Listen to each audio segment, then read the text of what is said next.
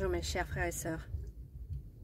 Le Seigneur veut vous dire aujourd'hui, disciples, réveillez-vous, réveillez-vous, réveillez-vous, car j'arrive bientôt. Travailleurs, ouvriers du Seigneur, regarde comme la récolte est prête. Il nous faut maintenant discerner les signes des temps et récolter ce que le Seigneur veut que nous récoltions. Trouver les œuvres cachées qu'il a pour nous. Il nous faut maintenant nous réveiller. Nous réveiller de ce sommeil, nous réveiller de ce compromis avec le monde. Nous avons trop longtemps, vécu comme le monde. Bien sûr, nous partagions notre témoignage de temps en temps sur notre lieu de travail ou quand on croisait quelqu'un. Bien sûr, par moments, nous avions l'impression, une fois à l'église, de vraiment communier ensemble, de recevoir l'Esprit. Et il y a eu des moments comme cela. Mais là, les moments comme cela vont disparaître. Car maintenant, ce n'est plus juste temporaire. Mais l'union avec l'Esprit de Dieu doit être maintenant constante, quotidienne, permanente. Cela ne doit pas juste être un moment, une petite échappatoire de ce monde. N'oubliez pas, vous n'êtes pas de ce monde. Vous êtes dans le monde, mais pas de ce monde.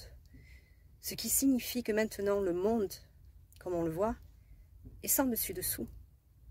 Eh bien, le 4e empire que Daniel a décrit, la vision que le Seigneur lui a donnée sur cet empire des fins de temps, est en train de se mettre en place. Il est en train de prendre sa place. C'est quelque chose qu'il a calculé, qu'il a organisé depuis des siècles. C'est quelque chose qui était prophétisé par Dieu. C'est quelque chose que Dieu a décidé et donné la possibilité à Satan de s'installer sur cette terre. Mais n'oublions pas que nous ne sommes pas des enfants de Satan. Nous sommes des enfants de Dieu. Alléluia. Nous sommes des disciples de son Fils bien-aimé Jésus-Christ, celui qui est mort sur la croix, sur le mont Golgotha, qui a ressuscité 3 jours plus tard et qui est donc le premier-né d'entre les morts, celui qui a vaincu l'esprit de ce monde et l'esprit de la mort, celui qui vit éternellement, celui qui a donné toute gloire à notre Père, notre Seigneur et Sauveur Jésus-Christ de Nazareth, Yeshua HaMashiach. Nous devons maintenant nous réveiller et nous comporter en tant que disciples de Jésus-Christ, c'est-à-dire ne pas tomber dans la violence, ne pas tomber dans l'agressivité, continuer, persévérer dans l'amour, c'est-à-dire partager la parole de Dieu. Eh bien, si vous voyez quelqu'un qui se perd, quelqu'un qui vous est proche ou peut-être quelqu'un qui vous demande des conseils, de lui donner les conseils du royaume. Bien sûr, il ne pourra pas tout comprendre. Il y a un langage dans le royaume. Il y a quelque chose d'établi que seul un enfant de Dieu réveillé, et donc réveillé avec l'Esprit de Dieu, qui a endormi l'esprit de ce monde pour faire en sorte que l'Esprit de Dieu puisse réellement régner dans son cœur, ce qu'il veut dire sur ses émotions, et qui après éventuellement va impacter son intellect. D'accord? De façon à ce qu'il va aussi agir en conséquence de ce qui se passe, mais avec les armes du royaume de Dieu. Vous n'êtes pas de ce monde. Comprenez-le bien et surtout, vivez-le bien. Vivez-le bien, car c'est une réelle réjouissance de savoir que nous ne sommes pas de ce monde. Vous voyez comment le monde est en train de sombrer.